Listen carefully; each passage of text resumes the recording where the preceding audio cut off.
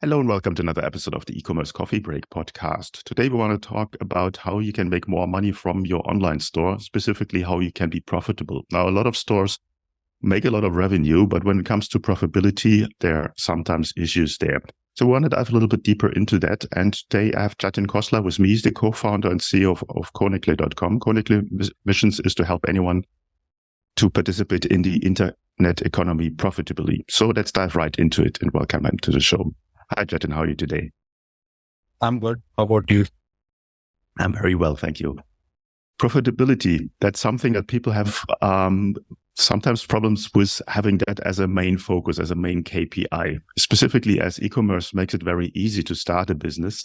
And then you need to keep an eye at the end of the day with all the spendings and everything you have to still be profitable. Now, you're working with a lot of businesses. What do you see are the biggest issues and problems when it comes to run a profitable business online? So, I think the most important thing that we kind of forget is that a lot of people in the world have been made to believe that increasing sales is the paramount goal of a business.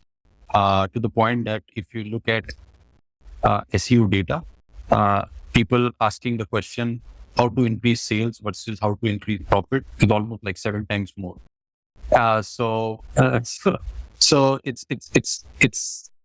something that people have been made to believe that they need to focus on, which we believe we see is not correct. So that's where this problem starts with. And since we work with like thousands of Shopify stores on our platform who have, and we see that stores that really do well are the ones that are really particular about simple things. Like, for example, when I am importing inventory into my Shopify store, I am making sure that I am converting the cost of the way bill in the proper currency conversion factors, because they want to be absolutely sure that their costs are perfect, because if they are using cost plus pricing when they price the products, they end up they're doing a good job. So these are the best stores that consistently make great profits and increase profits over time. You go, these stores, the ones that do really well, also focus a lot on like how they are acquiring their customers. They don't go on a get rich quick scheme of like, hey, let me run Facebook ads, ads on like Instagram. What they really focus on is, okay, I have a website. The goal of internet is actually is a miracle. It's like you write something and you are an example of it. Like you travel the world and you host the show. So what they do is they spend time to write genuine, authentic content, where they tell how their product is going to be useful. So then they get even more qualified people with a very low customer acquisition cost. And there are countless such examples that we see of the best stores, what they do. These are the best things that we see across, like, and I can go on. There are a lot of examples that I have. But these are just 2 things that I kind of can share at the moment. But yeah, so that's the whole point about like, people have been made to believe that increasing sales is more important than looking at profits. And then they don't sweat the details. And typically some very senior COO at a big retail firm once told that retail is detail. And that's where the margins are made. So yeah.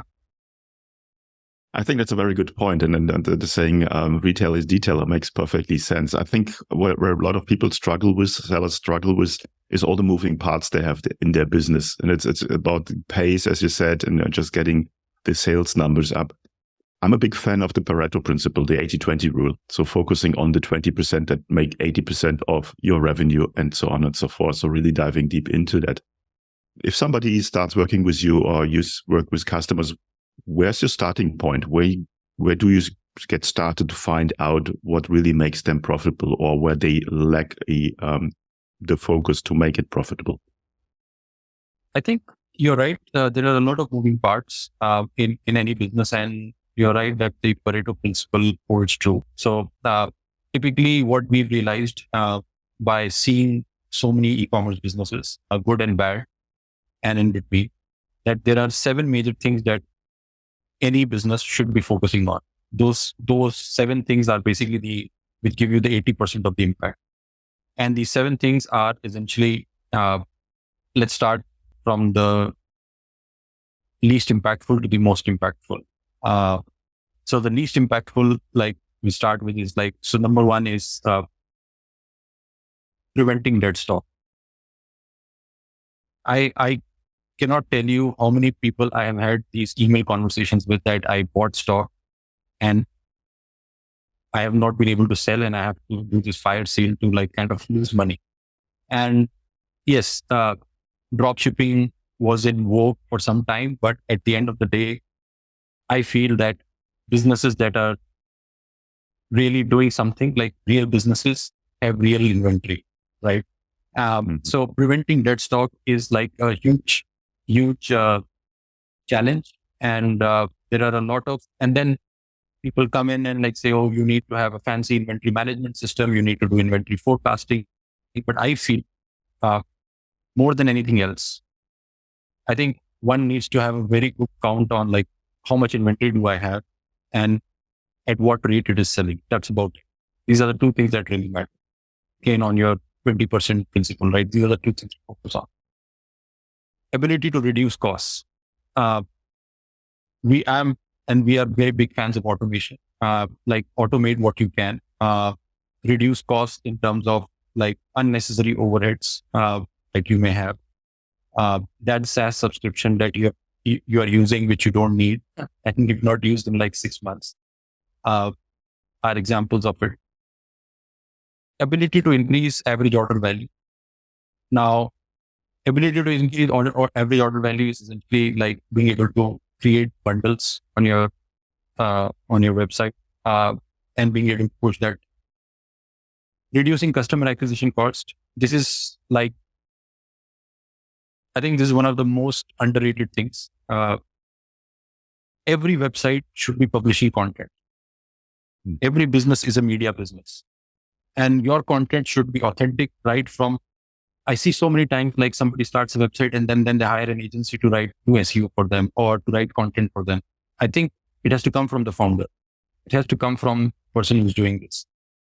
It is so important. I can this like I can like kind of later like tell you a bit more about how we acquire our customers, and that's like something which could be also helpful for others. Ability to focus on improving conversion. Now, improving conversion is, I think, also like highly like how do I put it, right? Like, first, I think people should get traffic and then focus on improving conversion. But I see people going the other way. So people first try to improve conversion and then try to like go for a website, and then they will be thinking of A/B testing. They'll be doing these things which are like, but overall, the 2 most important things that I see is, number 1, ability to increase lifetime value. So we actually did a study on like millions of orders where we found less than 20% of stores actually get a second order from the customer base, and a store that gets less than 0.4% of stores actually get, basically for a store, less than 0.4% of your customers will actually place a 10th order. And a store that gets a second order has the lifetime value almost 4 times of any other store. So ability to increase your lifetime value is again super important. And one of the easiest tricks to do this is to have an automation where you offer a discount for your second order when somebody places a first order. I mean, this is like a no-brainer. Everybody should be doing this. And then there are other tactics where you kind of engage people, send them newsletters, like kind of keep them warm so that they come back and buy. But the most important factor that we've understood to improve your profitability is the ability to have pricing power. Now, what does that mean? What it means that like you should be in a position to increase your prices without losing out on a lot of sales.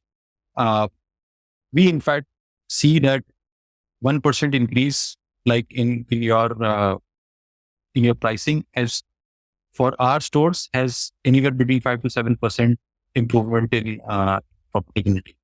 And there has actually been a study by McKinsey as well, which they did on public companies, which says that it has an 8% impact. So it holds true. Ability to offer promotions, ability to price skimming, ability to gradually discount your products if they're not selling well. It is the biggest lever that people have, and we find people focusing the least on it. And this is being recorded at the time of around Black Friday now, 2023. And I am, and here people are, what we see is like everybody giving promotions without even seeing whether they're losing money on a product or not. It's like just point blank, everything has to be sale. I think ability to develop this pricing power in your business is the biggest lever to pull, to be able to make yourself highly profitable. Mm-hmm. Well, there was a whole masterclass in there, and I think people have to listen twice to that, because these 7 levels that you just went through, there's so many golden nuggets in there. They're all true. I completely agree to them. Pricing, I think you're 100% spot on that one. I have seen that with coaching clients as well. When I ask you, so how did you come up with the price? And say, yeah, I was just looking up my competitors. And I was like, why would you do that? So obviously you have to have a good product. If you have a cheap product sourced from wherever, then you might have problems. But if you have a good product there, most likely you can increase your price, and obviously with that have a better profit margin, and do that in little steps. So I have done this with plenty of customers and said, just do it by 50 cents or $1 and see if people still continue buying. And they were surprised, because people were, and say, oh, I didn't know that this price still will work. So I think that's a very, very good point that you made there, that the pricing, there is a much higher flexibility there than just going downwards with discounts. You can go upwards and people will still buy. Now, you offer a lot of apps and services on helping with increasing profitability. Where do you start with the client? What's the first thing you look at and implement?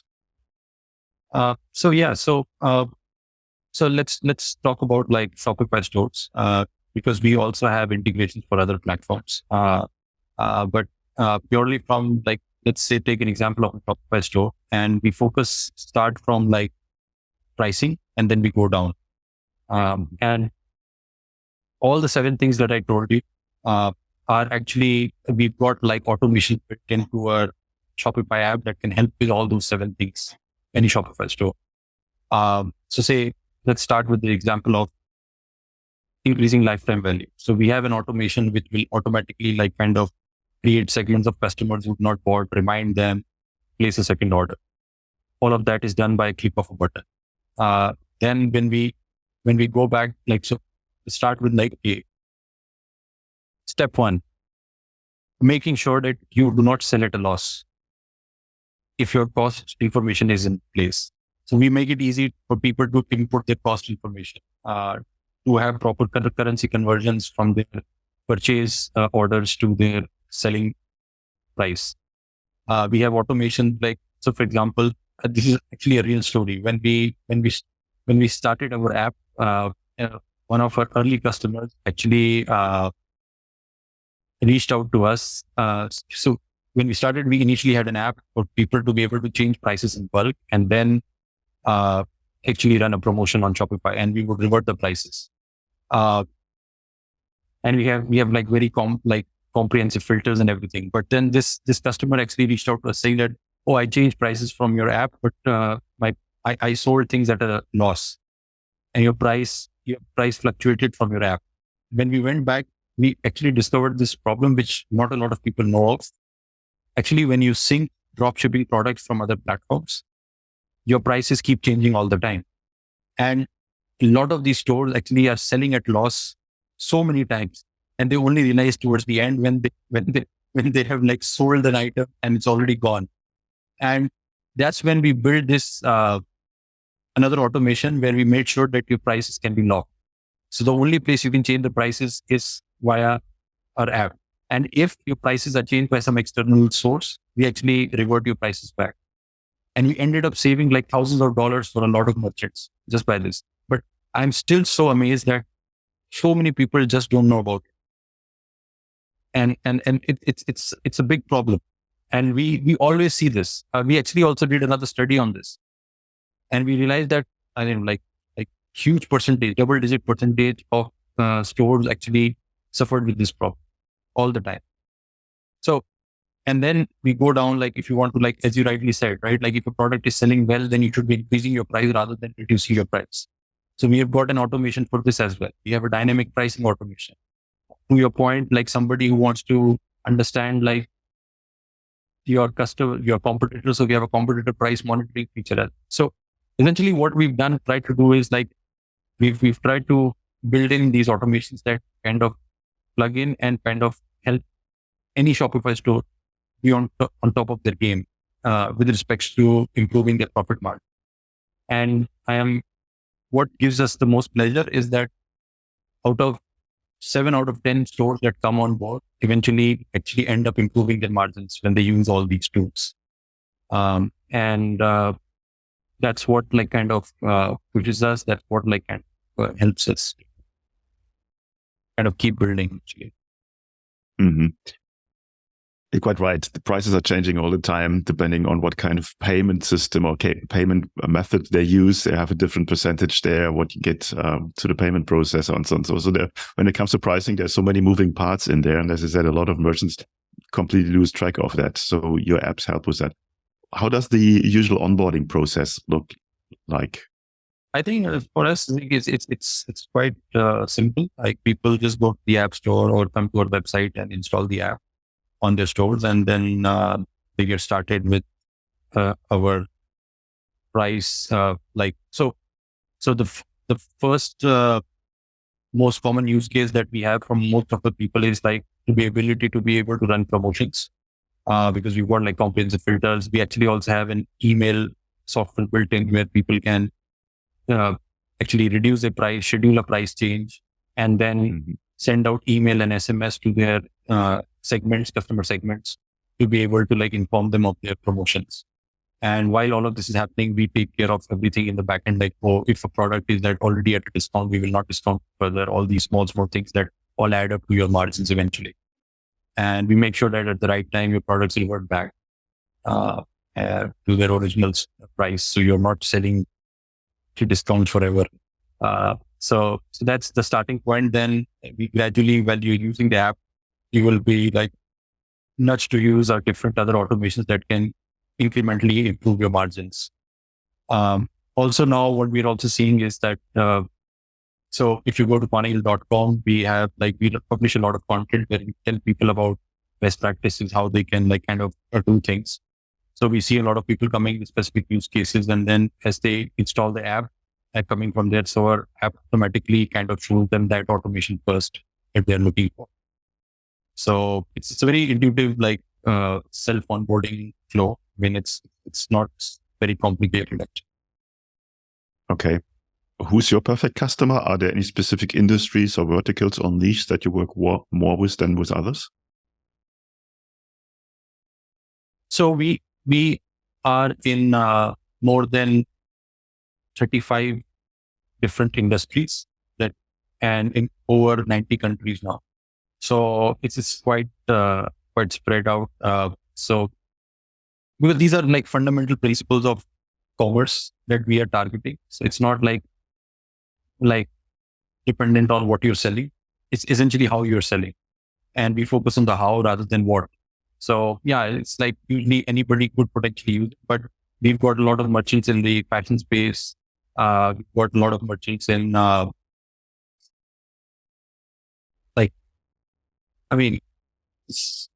it's a lot of industries. Like I can't even like kind of on the top of my head, what would be a top 3?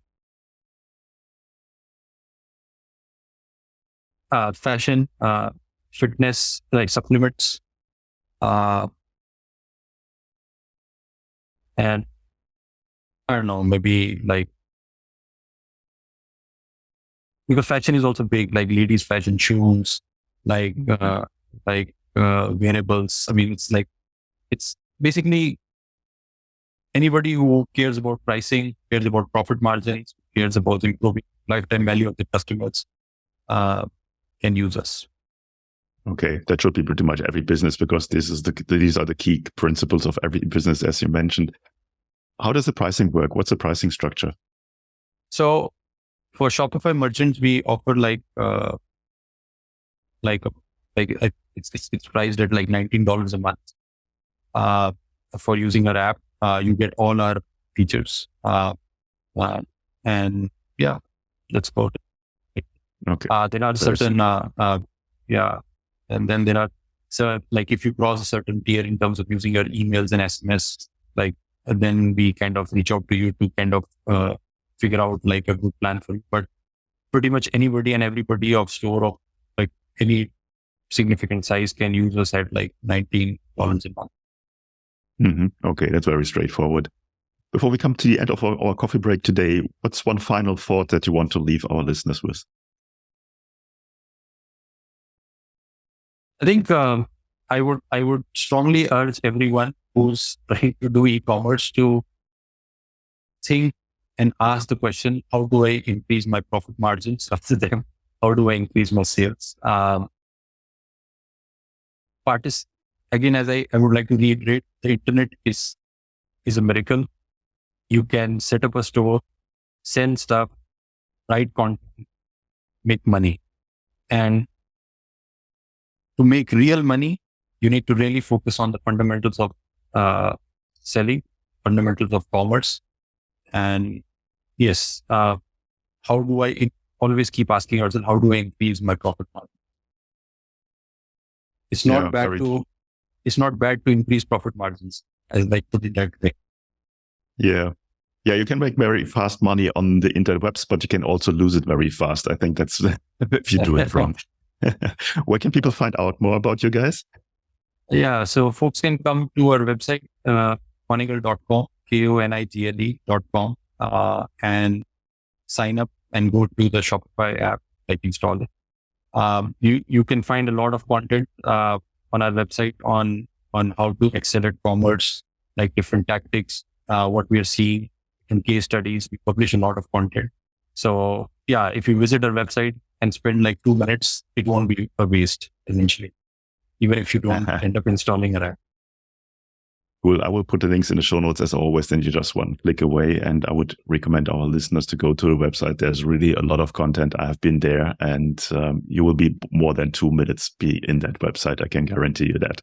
Thank you, Jatin, for your time today. It was really a pleasure to talk to you. And there's a lot of good golden nuggets in this interview. Thanks so much for your time. Thank you. Thank you so much. Hey, Klaus here. Thank you for tuning in to another episode. Before we wrap things up, I've got a couple of important points to share. Firstly, if you have enjoyed today's episode and want to support the show, here's a simple way to do it. Help me out with that algorithm magic by liking, commenting, and subscribing on your favorite podcast app. And if you're feeling extra generous, leaving a rating would be great.